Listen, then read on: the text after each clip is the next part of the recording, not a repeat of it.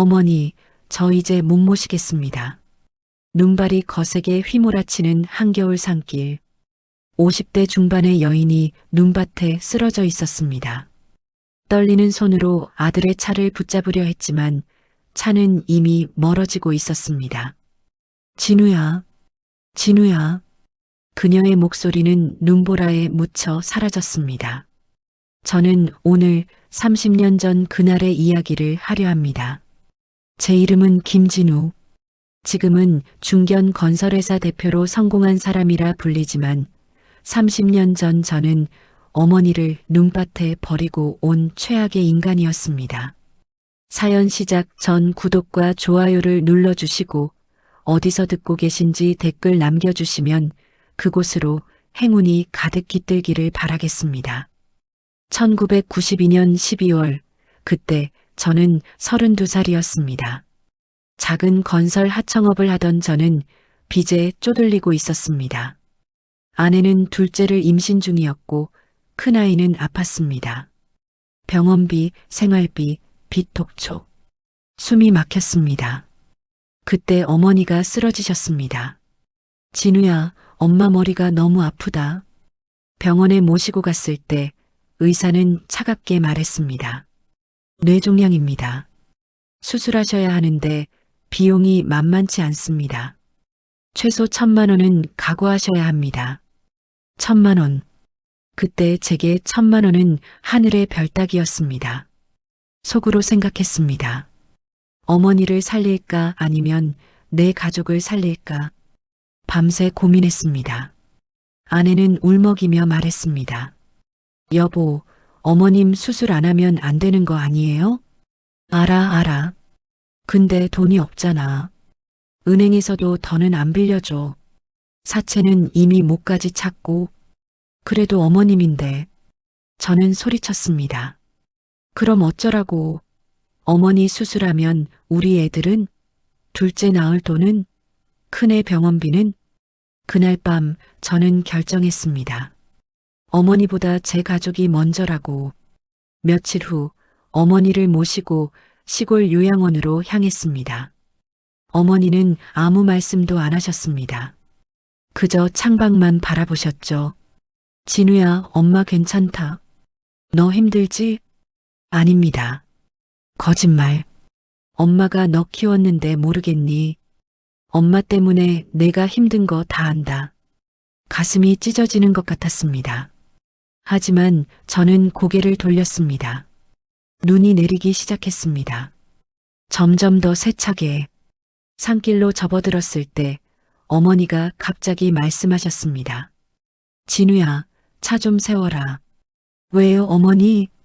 엄마가 잠깐 바람 좀 쐬고 싶구나. 저는 차를 세웠습니다.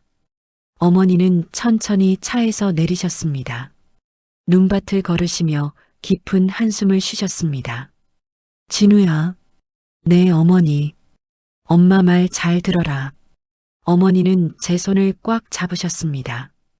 그 손이 얼마나 차가웠는지. 너 엄마 여기 두고 가거라. 뭐라고요? 엄마를 여기 두고 가. 그리고 다시는 오지 마. 눈물이 왈칵 쏟아졌습니다. 어머니, 무슨 소리를. 엄마가 짐이잖니. 내 인생의 짐. 엄마 없으면 너 더 잘 살 수 있어. 그러니까 여기 두고 가. 어머니. 저는 울부짖었습니다. 하지만 어머니는 단호하셨습니다. 엄마 평생 소원이 뭔 줄 아니? 내 자식이 잘 사는 거야. 그러니까 가거라. 엄마 걱정하지 말고. 어머니는 제 손을 놓으셨습니다. 그리고 눈밭에 주저앉으셨습니다. 속으로 생각했습니다. 이게 정말 좋은 일일까? 아니야, 이건 살인이야. 하지만 제 발은 차를 향해 움직였습니다. 진우야, 가거라. 엄마 괜찮다. 저는 차에 올랐습니다. 시동을 걸었습니다. 백미러로 어머니를 봤습니다. 눈밭에 앉아 계신 어머니. 손을 흔들고 계셨습니다. 속으로 생각했습니다. 미안합니다, 어머니. 미안합니다. 엑셀을 밟았습니다. 차는 눈길을 달렸습니다. 백미러 속 어머니는 점점 작아졌습니다. 그리고 사라졌습니다. 그날 밤 저는 집으로 돌아왔습니다. 아내가 물었습니다. 어머님은요? 요양원에 모셨어. 거짓말이었습니다. 저는 어머니를 눈밭에 버렸습니다. 다음 날부터 눈이 3일간 계속 내렸습니다. 뉴스에서는 30년 만에 폭설이라고 했습니다. 속으로 생각했습니다. 어머니는 살아계실까? 일주일 후 경찰서에서 연락이 왔습니다. 김진우 씨 맞으십니까?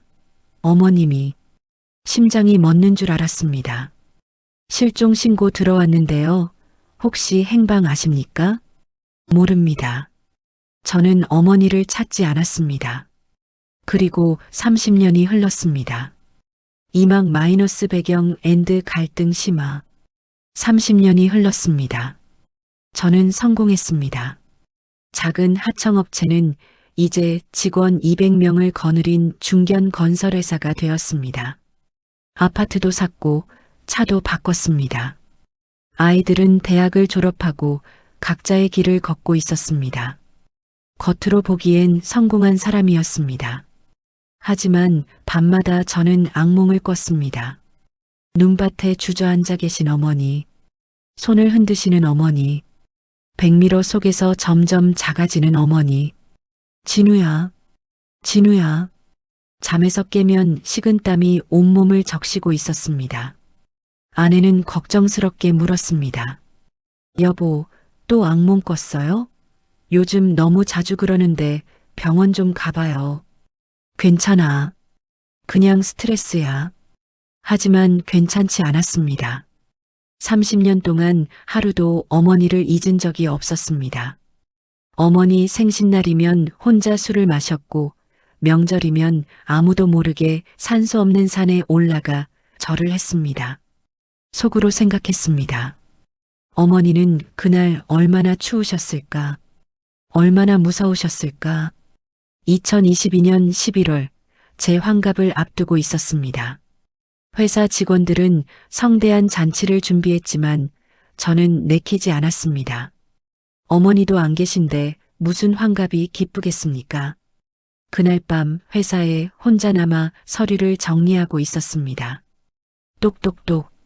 누군가 문을 두드렸습니다. 들어오세요. 문이 열리고 낯선 남자가 들어왔습니다.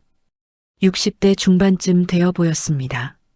낡은 점퍼에 때 묻은 운동화. 노숙자처럼 보였습니다. 누구십니까? 경비실을 어떻게 통과하셨죠?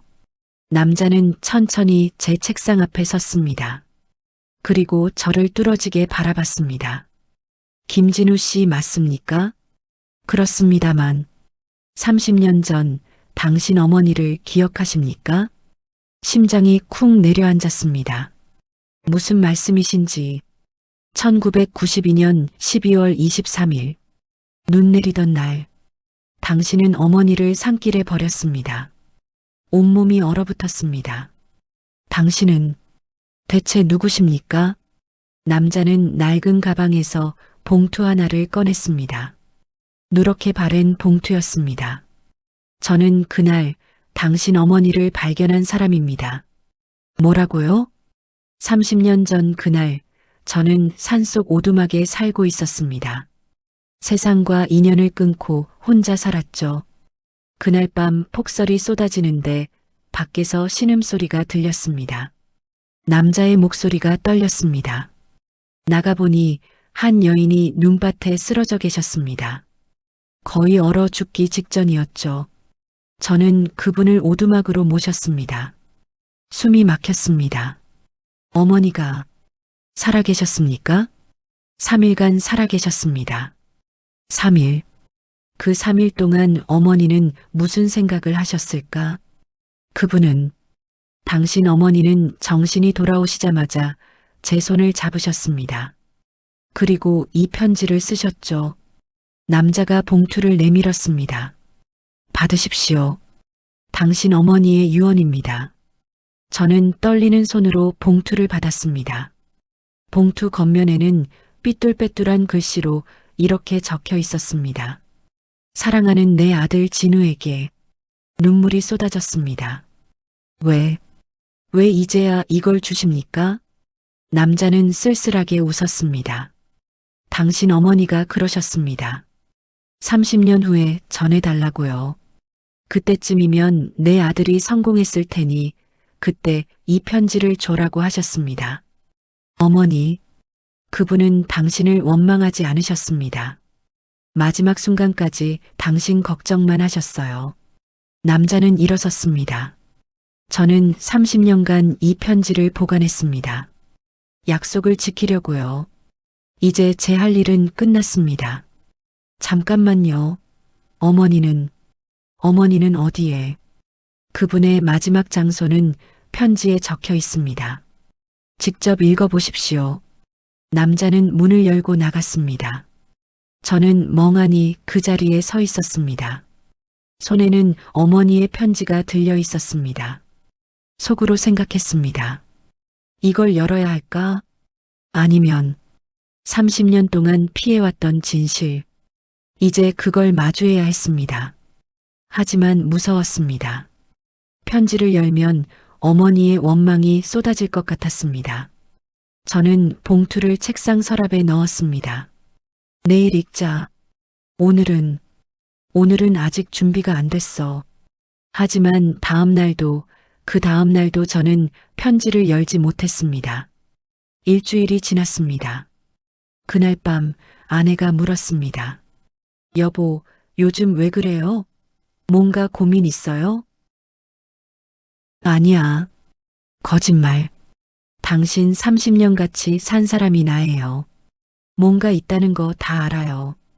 저는 한참을 망설이다 입을 열었습니다. 사실은, 그리고 모든 걸 털어놨습니다. 30년 전 그날의 일, 어머니를 버린 일, 그리고 일주일 전에 받은 편지.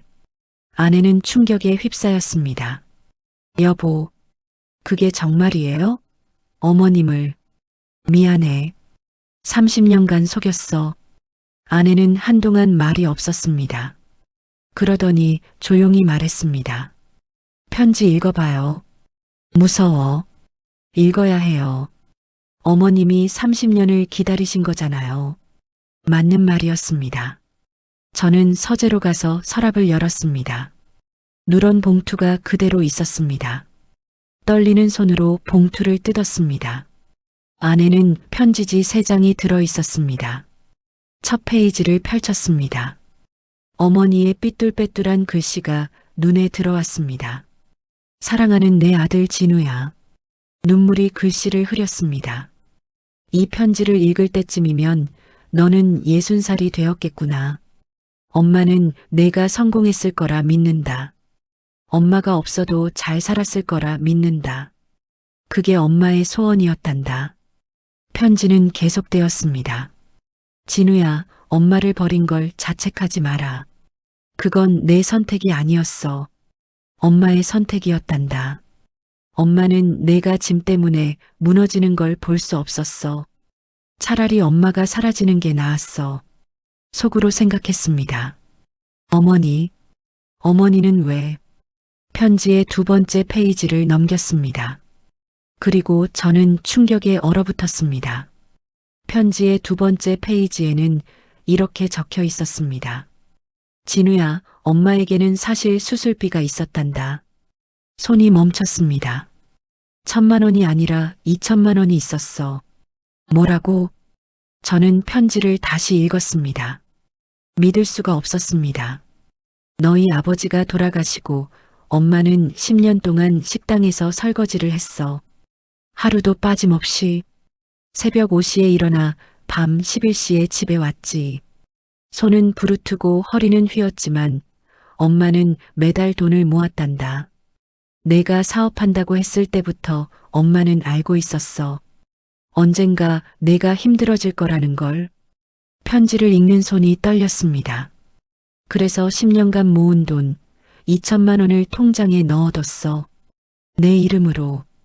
엄마 수술비보다 내 빚이 더 급하다는 걸 엄마는 알았단다. 어머니, 그날 내가 병원에서 수술비 얘기 듣고 절망하는 모습을 봤어. 내 눈빛을 봤어. 엄마를 살릴까, 가족을 살릴까 고민하는 내 눈빛을. 그래서 엄마가 선택했단다. 가슴이 찢어지는 것 같았습니다. 진우야, 엄마는 내가 죄책감에 평생 시달릴까봐 두려웠어. 그래서 엄마가 먼저 말했잖니. 엄마를 두고 가라고. 그래야 내가 조금이라도 덜 괴로워할 것 같아서. 저는 그날을 떠올렸습니다. 눈밭에서 어머니가 하신 말씀. 엄마를 여기 두고 가거라. 그게 저를 위한 말씀이었다는 겁니까? 속으로 생각했습니다. 그럼 어머니는 처음부터 다 계획하신 거였나? 편지는 계속되었습니다. 통장은 내 집 장롱 맨 윗칸에 넣어뒀어. 빨간 보자기에 쌓여 있을 거야. 그 돈으로 내 빚을 갚고 아이들을 키우렴. 그게 엄마의 마지막 선물이란다. 저는 벌떡 일어났습니다. 여보, 여보. 아내가 놀라 달려왔습니다. 왜 그래요? 장롱. 옛날 우리 신혼집 장롱 어디 갔어? 창고에 있을 거예요. 왜요? 저는 아내 손을 잡고 지하 창고로 뛰어내려갔습니다. 먼지 쌓인 오래된 장롱이 보였습니다. 맨 윗칸을 열었습니다. 빨간 보자기가 있었습니다. 30년 동안 그 자리에 있었던 보자기. 떨리는 손으로 보자기를 풀었습니다. 통장이 나왔습니다. 예금주 김진우. 저는 그 자리에 주저앉았습니다. 어머니, 30년 전 그 돈이 있었다면 어머니 수술도 하고 제 빚도 갚을 수 있었습니다. 어머니를 버리지 않아도 됐습니다. 하지만 어머니는 끝까지 그 사실을 말씀하지 않으셨습니다. 왜? 저를 위해서. 속으로 생각했습니다. 어머니는 당신이 죽는 게 제게 더 낫다고 생각하신 거구나. 아내가 제 어깨를 감싸 안았습니다. 여보. 저는 다시 편지를 펼쳤습니다. 마지막 페이지가 남아 있었습니다. 진우야, 엄마의 마지막 부탁이 있어. 30년 후 이 편지를 읽거든. 눈 내리는 날 그 산길로 와다오. 엄마가 있는 곳으로. 편지 끝에는 약도가 그려져 있었습니다. 그날 어머니를 버렸던 그 산길. 그리고 그곳에서 200m 떨어진 곳에 표시가 되어 있었습니다. 여기에 엄마가 있단다. 30년 만에 엄마를 만나러 와주렴. 엄마는 기다리고 있을게. 저는 달력을 봤습니다. 12월 20일. 곧 눈이 올 것입니다. 30년 전 그날처럼. 여보, 나 좀 다녀올게. 어디 가는데요? 어머니한테. 12월 23일. 30년 만에 똑같이 눈이 내리기 시작했습니다. 저는 차를 몰고 그 산길로 향했습니다. 30년 전 그날과 똑같은 길, 똑같은 눈발. 심장이 터질 듯 뛰었습니다. 속으로 생각했습니다. 어머니, 저 왔습니다. 차를 세웠습니다. 30년 전 어머니를 버렸던 바로 그 자리. 눈밭이 펼쳐져 있었습니다. 저는 차에서 내려 걸었습니다. 편지의 약도를 따라 200m 숲속으로 들어갔습니다. 그리고 작은 오두막이 보였습니다. 그 남자가 말했던 오두막. 어머니가 마지막 3일을 보낸 곳. 오두막 옆에는 작은 돌무덤이 있었습니다. 무덤 앞에 낡은 나무 표지판이 서 있었습니다. 김진우의 어머니 박순자, 여기 잠들다. 1992년 12월 26일. 저는 무덤 앞에 무릎을 꿇었습니다. 어머니, 30년간 참았던 눈물이 쏟아졌습니다. 죄송합니다. 눈은 계속 내렸습니다. 30년 전 그날처럼. 그때였습니다. 무덤 옆 돌틈에서 뭔가 보였습니다. 작은 철제 상자였습니다. 상자를 꺼내 열었습니다. 안에는 낡은 수첩이 들어 있었습니다. 수첩을 펼쳤습니다. 어머니의 일기장이었습니다. 1992년 12월 24일. 오늘 진우가 날 두고 갔다. 괜찮다. 이게 맞다. 진우는 이제 살 수 있을 거다. 12월 25일. 친절한 분이 날 살려주셨다. 고맙다. 조금만 더 살아서 편지를 쓰고 싶다. 12월 26일. 오늘이 마지막인가 보다. 머리가 너무 아프다. 하지만 행복하다. 내 아들이 잘 살 거라는 걸 알기 때문에. 진우야, 엄마는 내가 원망스럽지 않아. 엄마는 내가 자랑스러워. 엄마를 버린 게 아니라 엄마의 사랑을 받아준 거야. 그게 엄마에게는 가장 큰 선물이었단다. 엄마를 용서해다오. 내게 이런 선택을 하게 해서. 그리고 기억해다오. 엄마는 끝까지 널 사랑했어. 일기는 거기서 끝났습니다. 글씨가 흐려져 있었습니다. 어머니의 마지막 눈물이 묻은 것 같았습니다. 저는 무덤을 끌어안았습니다. 어머니, 어머니, 눈밭에서 30년 만에 오열했습니다. 그때 뒤에서 발소리가 들렸습니다. 돌아보니 그 남자가 서 있었습니다. 왔군요. 당신은, 저는 30년간 이곳을 지켰습니다. 당신 어머니의 부탁으로. 남자는 무덤 옆에 무릎을 꿇었습니다. 당신 어머니는 마지막까지 당신 걱정만 하셨습니다. 내 아들이 죄책감에 평생 고통받을까봐 두렵다고 하시면서요. 그래서 저에게 부탁하셨습니다. 30년 후 편지를 전해달라고. 그때쯤이면 당신이 성공했을 테니 그때 진실을 알려달라고. 남자가 저를 바라봤습니다. 당신 어머니는 당신을 끝까지 믿었습니다. 당신이 좋은 사람이 될 거라고, 성공할 거라고.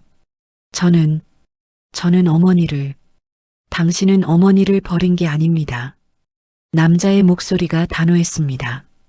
당신 어머니가 당신을 위해 스스로 선택하신 겁니다.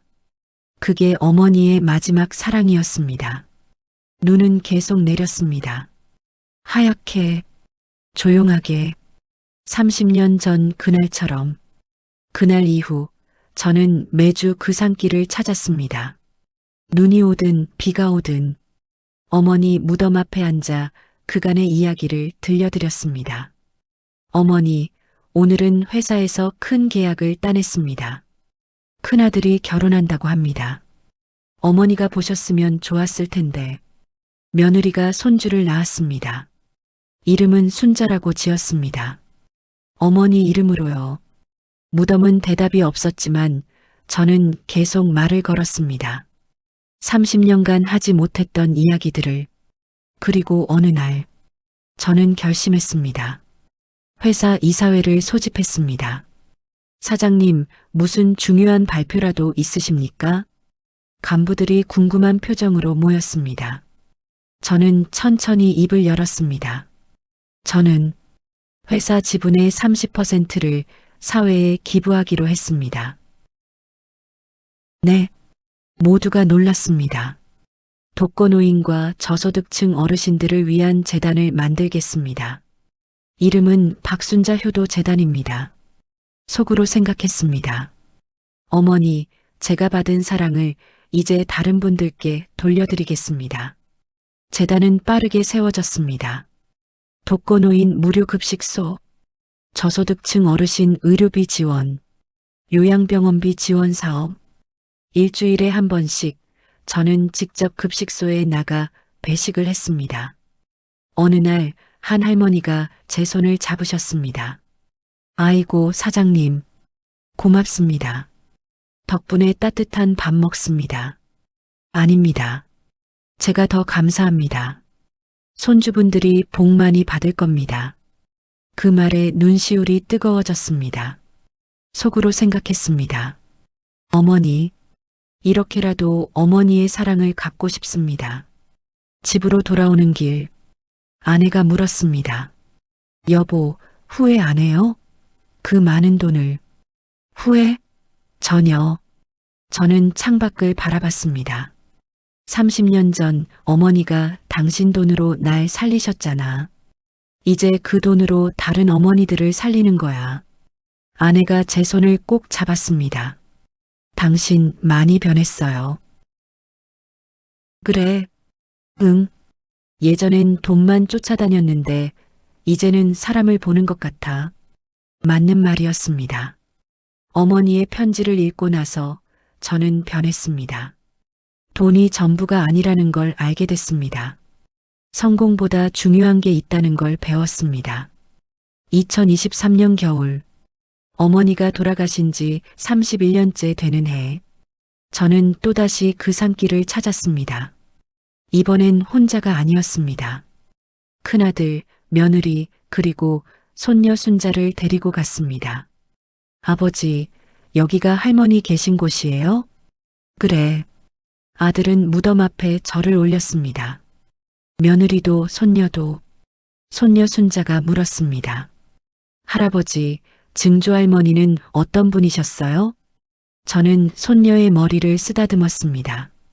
세상에서 가장 따뜻한 분이셨단다. 손주인 너를 위해서 모든 걸 희생하실 수 있는 분이셨어. 저를요? 저는 태어나지도 않았는데요. 그래. 하지만 증조할머니는 너를 위해 할아버지를 살리셨어. 그래서 내가 태어날 수 있었단다. 손녀는 무덤에 대고 말했습니다. 증조할머니 고맙습니다. 저 순자예요. 할아버지가 제 이름을 증조할머니 이름으로 지어주셨대요. 그 순간 바람이 불어왔습니다. 따뜻한 바람. 겨울인데도 따뜻한 바람이. 속으로 생각했습니다. 어머니, 기뻐하시는 건가요? 저는 무덤 앞에 무릎을 꿇었습니다. 30년간 해왔던 것처럼. 어머니, 오늘도 왔습니다. 어머니가 남겨주신 사랑, 제가 잘 쓰고 있습니다. 많은 어머니들을 돕고 있습니다. 그리고 어머니, 목이 메었습니다. 용서해 주셔서 감사합니다. 사랑해 주셔서 감사합니다. 제가 어머니의 아들이어서 감사합니다. 눈물이 떨어졌습니다. 30년간 흘린 눈물과는 달랐습니다. 이제는 후회와 죄책감이 아닌 감사의 눈물이었습니다. 그날 저녁, 집으로 돌아와 일기를 썼습니다. 30년 만에 처음 쓰는 일기였습니다. 어머니, 저는 이제 압니다. 사랑이란 건 때로는 떠나보내는 것이라는 걸, 자식을 위해 자신을 내려놓는 것이라는 걸, 어머니는 저를 버린 게 아니라 저를 살리신 겁니다. 그리고 저는 이제 압니다. 제가 평생 갚아야 할 빚은 돈이 아니라 사랑이라는 걸, 어머니가 주신 그 사랑을 세상에 돌려드리는 것, 그게 제가 할 수 있는 유일한 효도라는 걸. 일기를 덮었습니다. 창밖으로 눈이 내리고 있었습니다. 하얗게, 조용하게, 예전처럼 두렵지 않았습니다. 이제 눈은 저에게 저주가 아니라 어머니가 보내시는 편지 같았습니다. 진우야, 잘 살고 있구나. 엄마는 내가 자랑스럽다. 이제 그만 아파해라. 엄마는 행복했단다. 다음 날 아침, 저는 회사에 출근하지 않고 재단으로 향했습니다. 오늘은 독거노인분들 생신잔치가 있는 날이었습니다. 사장님 오셨어요? 직원들이 반겼습니다. 어르신들 다 오셨나? 네, 50분 오셨습니다. 저는 식당으로 들어갔습니다. 어르신들이 환하게 웃으며 앉아 계셨습니다. 그분들을 보니 어머니가 보였습니다. 저는 한 분 한 분께 인사를 드렸습니다. 어르신, 생신 축하드립니다. 아이고, 고맙네. 덕분에 이렇게 좋은 날 보내. 한 할머니가 제 손을 잡으셨습니다. 사장님은 참 효자이실 겁니다. 어머님이 복 많이 받으셨겠어요. 저는 잠시 침묵했습니다. 그러고는 조용히 말했습니다. 제가 어머니께 효도를 못했습니다. 그래도 이렇게 좋은 일 하시잖아요. 이건 제 어머니가 가르쳐 주신 겁니다. 사랑하는 법을요. 할머니가 미소 지으셨습니다. 그럼 효자 맞네요. 어머님 가르침을 실천하고 계시니까 그 말에 눈물이 났습니다. 속으로 생각했습니다. 어머니, 제가 효자일까요? 이제라도 효자가 될 수 있을까요? 그날 밤, 저는 어머니 무덤이 있는 산으로 다시 갔습니다. 무덤 앞에 앉아 별을 봤습니다. 어머니, 저 별 보이세요? 가장 밝게 빛나는 별이 어머니 같습니다. 저를 지켜보고 계시죠? 바람이 대답하듯 불어왔습니다. 저는 웃었습니다. 30년 만에 어머니 앞에서 웃었습니다. 어머니, 이제 알겠습니다. 어머니가 왜 저를 떠나보내셨는지, 그게 어머니가 저를 사랑하는 방법이었다는 것을, 그리고 저도 이제 압니다. 제가 어머니를 사랑하는 방법을, 어머니가 주신 사랑을 세상에 나눠드리는 것, 그게 진짜 효도라는 것을요. 그렇게 저는 어머니 앞에서 밤을 보냈습니다. 추운 겨울밤이었지만 마음은 따뜻했습니다. 30년 만에 처음으로 저는 평화로웠습니다. 나이가 들어서야 보이는 것들이 있습니다. 부모님의 사랑이 얼마나 깊었는지, 그분들의 희생이 얼마나 컸는지, 그리고 그 사랑을 제대로 갚지 못한 채 보내드렸다는 후회. 하지만 저는 이제 압니다.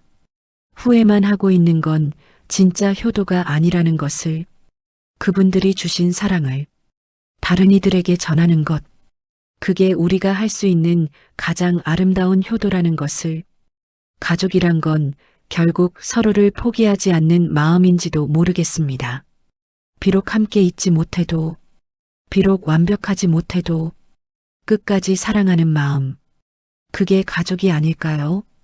오늘의 이야기가 당신 마음에 작은 울림이 되었다면 구독과 좋아요로 다음 이야기도 함께 해주세요. 당신의 부모님께 오늘 한 번쯤 안부 전화를 드려보시는 건 어떨까요? 너무 늦기 전에 당신의 오늘을 늘 응원합니다.